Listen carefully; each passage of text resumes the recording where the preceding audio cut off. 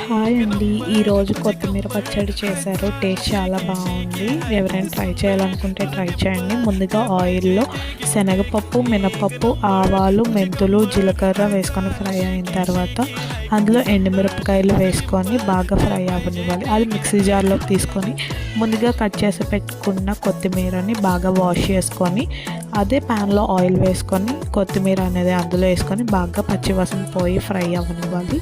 లాస్ట్లో దింపే ముందు కొంచెం చింతపండు వేసుకొని ముందుగా మనం పోపు పెట్టుకున్న మిక్సీ జార్లోనే వేసుకొని రెండు బరకగా గ్రైండ్ చేసుకోవాలి. ఈ లోపల పోపు దినుసులు, వెల్లుల్లిపాయలు, ఎండుమిరపకాయలు, కరివేపాకు వేసుకొని పోపు పెట్టుకోవాలి. ఆయిల్ ఎక్కువ వేసుకొని పెట్టుకుంటే మనకి ఎక్కువ రోజులు నిల్వ ఉంటుంది అన్నమాట. టేస్ట్ అయితే చాలా బాగుంటుంది. ఇడ్లీలోకి, దోశలోకి, రైస్ తోటి చాలా బాగుంటుంది. ఎవరైనా ట్రై చేయాలనుకుంటే ట్రై చేయండి. Thank you for watching. Subscribe. Bye.